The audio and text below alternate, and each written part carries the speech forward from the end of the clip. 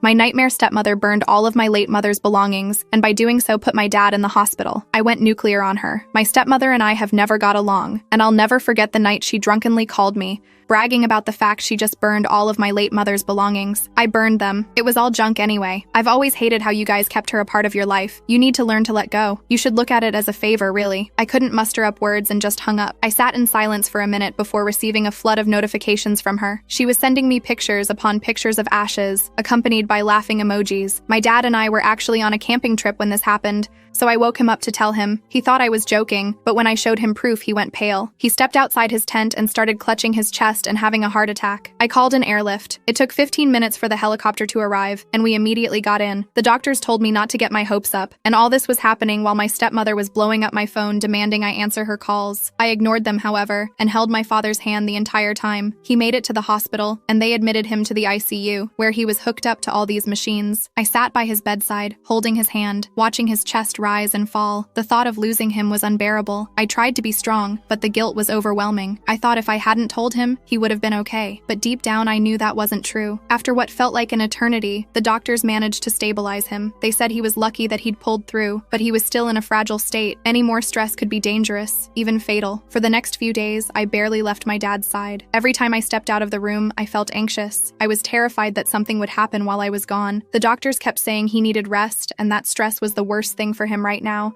But it was hard, considering my stepmom had burned all of my mom's possessions.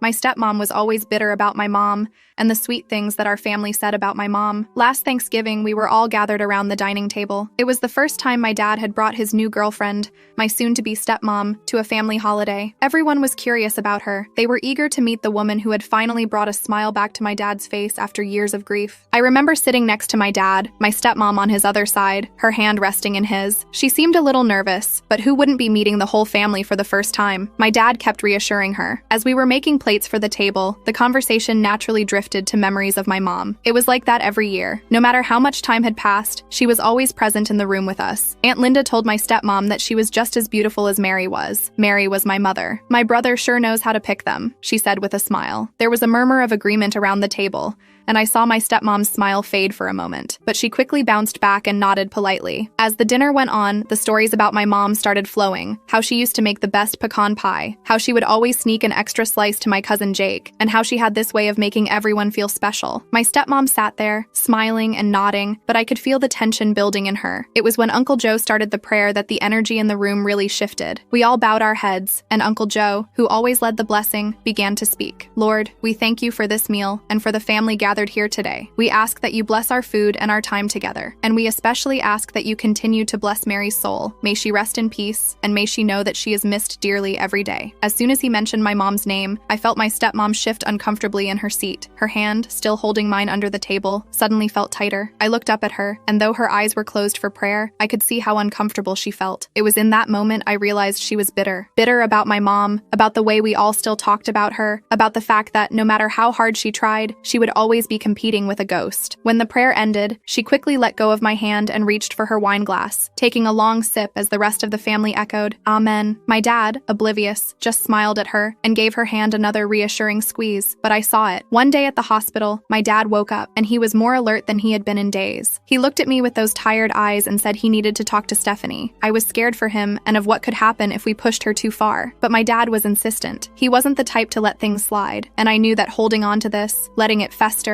would only make things worse for him. So, I agreed. We would confront her, but we'd do it together. We waited until my dad was discharged from the hospital. He was still weak. We decided to confront her at home. When we got back to the house, the tension was heavy. My stepmom was sitting in the living room, watching TV like nothing had happened. The sight of her made my blood boil, but I kept it together for my dad's sake. He told her that they needed to talk, and when she noticed my dad was home, she tried to greet him with open arms. He pushed her away, and she looked stunned. She asked what was wrong with him, and he laid it all out. You know damn well what's wrong. You burned all of my wife's things, he said. For a moment, she paused and turned red. She then tried to justify it by blaming my dad for still loving my mom. He told her that he didn't still love her, but she was in no position to burn all of her belongings. Stephanie said if he didn't still love her, then why should it matter? They were just things cluttering up the house. She screamed at him. I could see my father was piping hot, and I motioned for him to sit down. I didn't want to have to take another trip to the hospital, and even though he was still weak, he snatched his arm out of my hand. This was all she had of her mom, and you threw it all away away because you wanted to free up space?" He screamed. She rolled her eyes and said he was being too dramatic. She said he couldn't live in the past forever and that it was time to move on. My dad told her that this wasn't about moving on. It was about respect, and that was when I chimed in. The fact that she didn't seem to be remorseful at all infuriated me. She told both of us that it was her house as well, and that she was the wife now, and if we had a problem with that, then we both could leave. She even said that we should be thanking her for removing all of my mom's belongings from the house. She told me that with that stuff gone,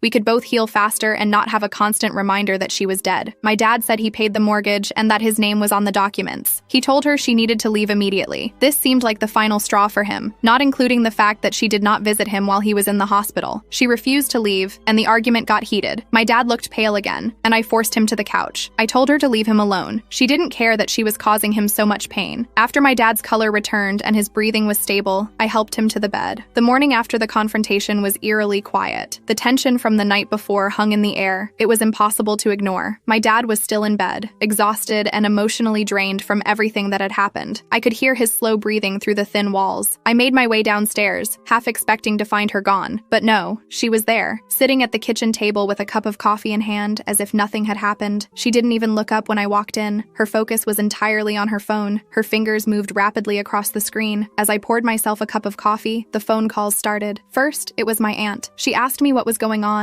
and why my stepmother had called her in the middle of the night, crying about how my dad and I were ganging up on her and treating her like an outsider in her own home. I tried to explain what really happened, but the more I talked, the more I realized that my stepmother had already convinced her otherwise. Then it was my dad's best friend, who called to say he was worried. Stepmom had told him that my dad was losing it, and that he wasn't handling his grief well, and was starting to lash out at her for no reason. She made it sound like we were the ones who had crossed a line and the ones who needed help. It became clear that she was going to fight, and she was going to make sure everyone believed her side of the story. I could see her out of the corner of my eye, still sitting at the kitchen table, smirking as she continued to type away on her phone. I couldn't stand it anymore. I slammed my mug down on the counter. The sound echoed through the kitchen like a gunshot. "What the hell are you doing?" I yelled at her. She finally looked up and said she was making sure people knew the truth. She said me and my dad were clearly not in the right state of mind to handle this, so she's taking care of it. I laughed. She was serious. I told her that she was lying to everyone and I knew about it. She was the one painting us as bad guys. She claimed she was just protecting herself and said that people deserved to know what was really going on in our house. She went on this whole rant about how she had never been welcomed in our home and that she was treated as a placeholder by my dad and I ever since my mom died. I told her that this was my dad's home and said she was bitter since she wasn't half as good a woman as my mom was. I said she needed to get out or I would call the police. She stood up slowly, her eyes never leaving mine, and said, "We'll see about that." And with that, she brushed past me, leaving me standing there. As the door closed behind her, I realized that this was far from over. Stepmom was going to fight dirty, and if we didn't find a way to stop her, she was going to take everything from us. After all the calls from family and friends,